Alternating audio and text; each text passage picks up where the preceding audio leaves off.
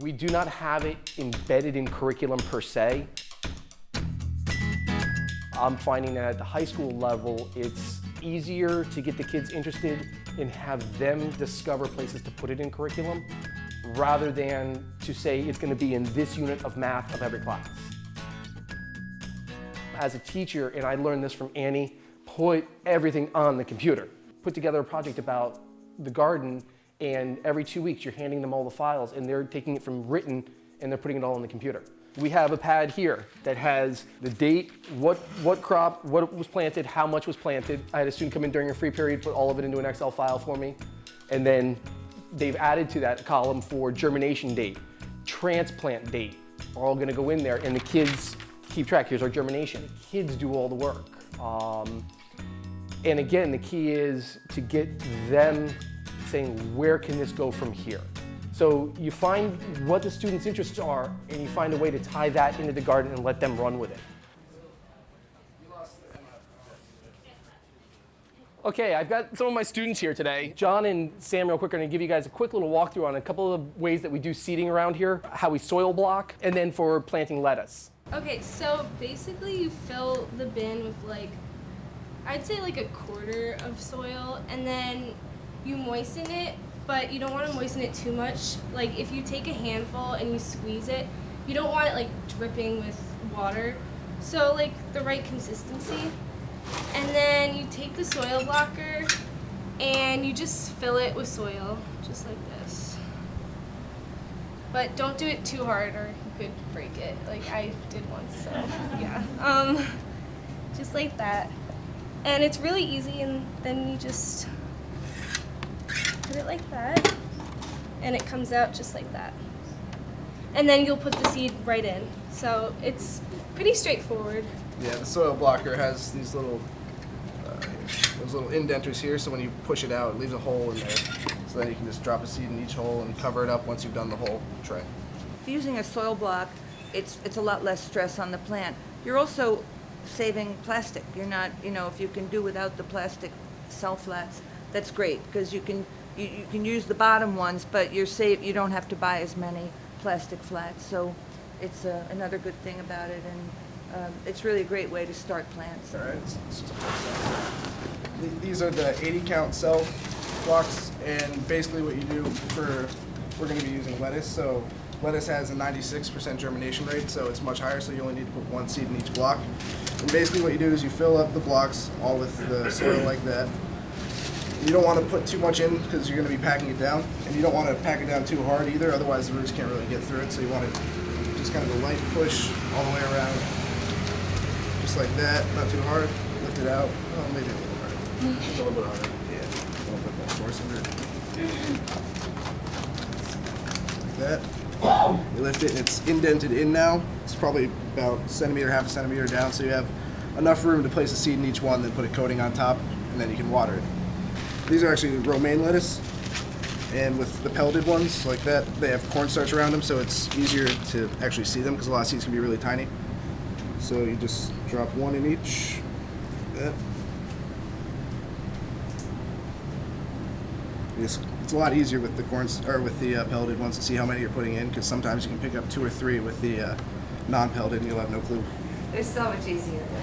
Another fun project with these little teeny tiny seeds is to make your own seed tape. You just use newspaper or and do just like you're doing a paper mache paste with flour and water, and then the little kids can actually really do a really good job with the little seeds, and they can measure, and then you just lay that down and you have seed tape.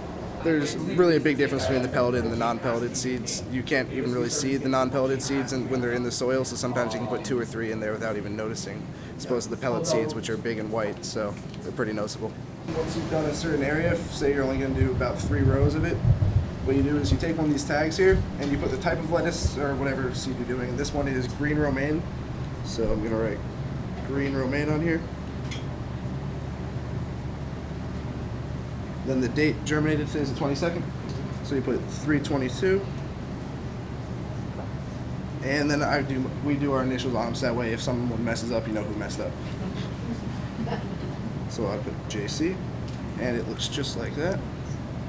And then you stick it in here, You don't want to put it where the actual seed is, but I face it out that way so you know which way the seeds are facing or which seeds are referring to once you do a few in here.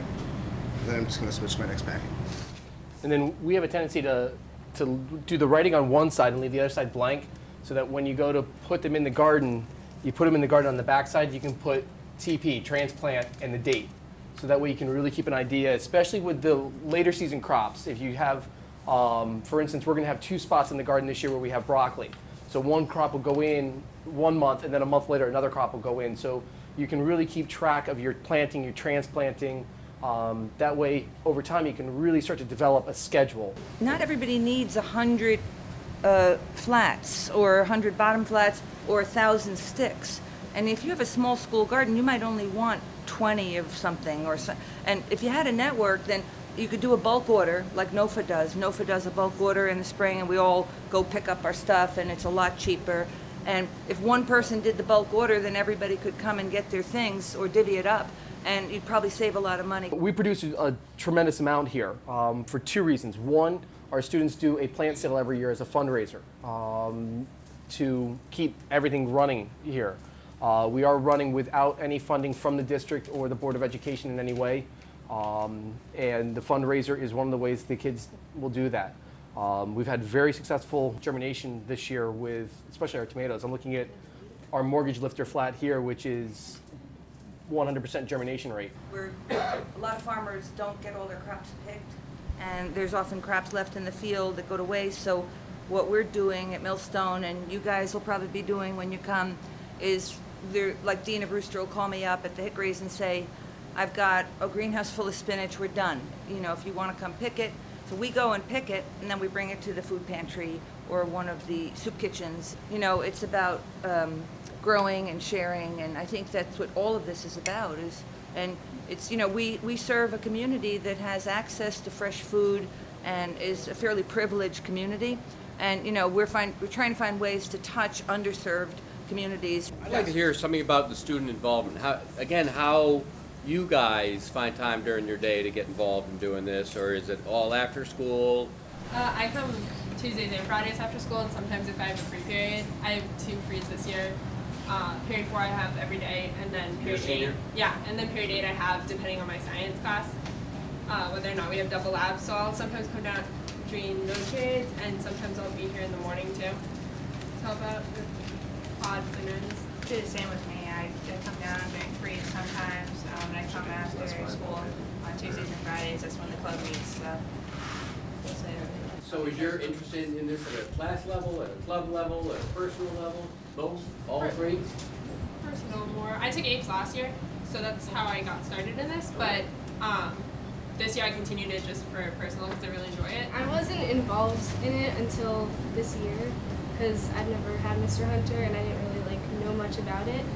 But yeah, this is my first year doing it, and I usually just go after school, and it doesn't take much time either, so it's really easy, and it's really easy to pick up what to do and everything because I'm fairly new at this. So I had freshman bio with him, and he kind of got me into it.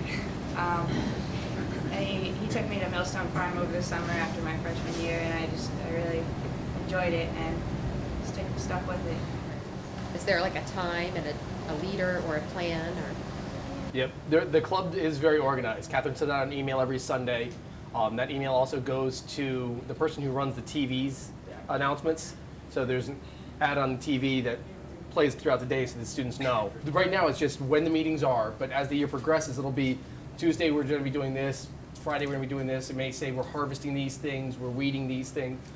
As the year goes, it depends on what all's going on. Right now it's they're either in here planting or they're out there renovating, or transplanting, getting ready for the season. Some days we'll have 8, 10, 12. Other days we'll have 3 or 4. One of the things that we do not allow for, but I anticipate is that seasonal sports. If students play a sport, hey, if they can be here one season but they can't be here another season because of sport, that's fine. Let us know when you can be here, bounce in when you're here, and when you're busy with sports, bounce out and do your sports. We're finding, the kids who are coming for their internship, there's a big list of kids who want to intern on the farms. It's really amazing how many kids are interested. If you guys want to follow me, I'm going to show you 2 things outside real quick. Two of the kids last year decided, how can we build like a possible mini greenhouse that could help produce food, but we could build it from scrap materials. They found scrap wood, scrap plastic, and the soda bottles act as an insulator as well as magnifying light energy. We filled it up with lettuce that we were growing this spring. It gets incredibly warm over here. It's got good airflow, good temperature, and it's working out incredibly well. The other thing they did, as you can see here, they have rain barrels set up. And the green hose hooked to the black hose, which is a soaker hose, which went through here, and it was all runoff rainwater. When you needed water, you turned on the hose, and it's all drip irrigation from rain barrels. So the kids were really doing a lot of thinking when they put this together for us last year. And I've put it to good use this year. Welcome to the garden. We are very fortunate here at Wilton to have the amount of space that we do have. The garden itself, fenced in, is about 1,700 square feet. Surface area is about 1,000 square feet. You can see the lettuce is generally about a 4-week rotation in the beds themselves. Depends on the temperature. As it heats up, it's a little bit quicker. As it cools down, it's a little bit slower. But I have it set up now so that, well, we're in the process of getting to this where these beds will sort of be cut in half. Week 1, week 2, week 3, week 4. Every week that we're planting one out here, we also plant one inside. So that when we're ready to transplant, we harvest, we have it flat to transplant. So it's every week that you're transplanting one out here, you plant one inside so that it's a constant rotation. This bed here, you can see we've already labeled it. We've already gone through and direct seeded carrots and beets. Behind you, you can see all the garlic. The garlic was planted last fall. We just covered it with a little bit of hay, planted it right down the middle, and then come May, we're gonna be planting our tomato plants. We plant our tomato plants on the outside of the garlic. Worked wonderful last year. We're gonna continue the same process again this year. Annie did teach me very much about maximizing space. Garlic and tomatoes in the same beds, you're maximizing. On the outer beds, we'll grow crops that grow up the fence, beans, cukes. We'll go up the fence. In the middle, especially on those beds, we'll have peppers in the middle and then onions in front. So you have the very front crop, front edge of the bed will be your onion going down, peppers in the middle, beans that going up the back. We test our soil in the spring and in the fall. The healthier your soil, the more resistance you're going to have. Jim is bringing in soil because we didn't create the soil here, but we're also feeding it. Every time he puts a new crop in, we renovate the bed and we feed some organic fertilizer. Since we have the rain barrels out back, I will be really looking at using the compost tea with the rain barrel water as opposed to tap water. It does provide a better solution than tap water does. We have drip irrigation in all the beds. You see the hoses or the spigots on all the beds. We actually have timers hooked up here so I can have these set to water automatically twice a day. But then I also monitor that. If I know we're getting a lot of rain, I come in, control it. We put in cover crops this year. We did winter rye. You can see it sticking up in some places. We still need to till it over. Also, for anything that's a real scrambler, like there's one plant that I really like. I think they're delicious. The golden husk tomatoes, the tomatillos, they will take over if you're not careful. So we do have bins in here where we'll have separate growing bins for things that might scramble, escape, and run. It's nice to see how you're doing it pretty small scale, because I was thinking in terms of getting whole classes involved, and it's so difficult when you get 25 kids, 26 kids down in one small area. You can't do it. That's why I've aimed at starting small. It can always get bigger. Yeah. But if you start with too many kids and not enough tasks, that's when, and you start it small, and word of mouth will, those that are really interested in it. I've already gotten contacted by some 8th graders that are really interested. A group of Girl Scouts this past year did some work over at Millstone. They're now teaming up with me to do some publicity work for our plant sale, as well as helping out here in the garden. So those that are interested are gonna find the avenues to connect. I told the company that installed the garden that we were using this rough cut white oak. First day when they were down here, they flew out, I think it was 4 drill bits. This stuff, it's gonna be here for a long time. It's not going anywhere.